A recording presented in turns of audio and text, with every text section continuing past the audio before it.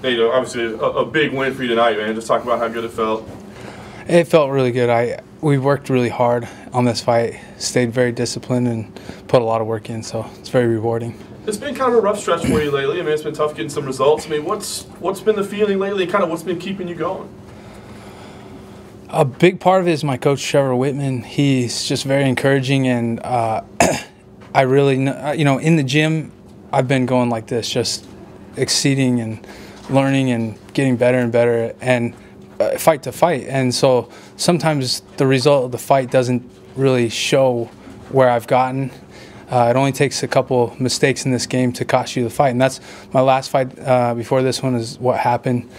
I was doing great in the fight. I felt comfortable, I felt relaxed, I felt like I was timing everything, and made two mistakes, consecutive mistakes, and got caught, and the ref stopped it. So, but that wasn't indicative of where I've been in my training. So.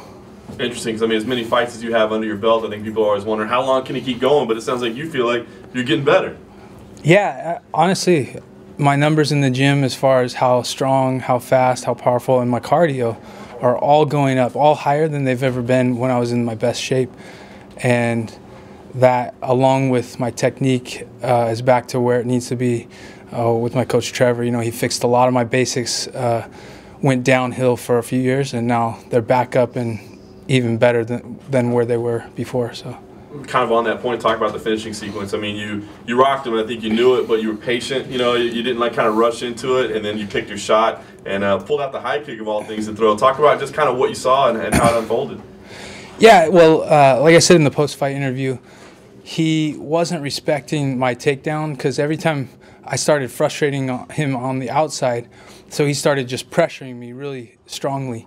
And when he did that the first time, I took him down, and a couple times I shot in or was able to clinch him when he was too aggressive, and took him down again in the second round, and he wasn't respecting it. And so I thought at that point, you know, he's not going to respect the takedown because he's very good on his back, and so I knew I had to drop some power in the right hand.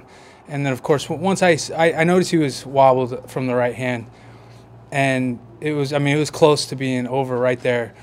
And so I knew if I kind of rushed him, he would just try to clinch and recover. And so I kind of faked low with my left kick and just brought it up high because I dropped his hands a little bit. That was a great finish. So, yeah. I mean, you're a guy that's been and done everything, man. So what's next for you right now? What goals do you have left? What's on the horizon? What do you see next for yourself?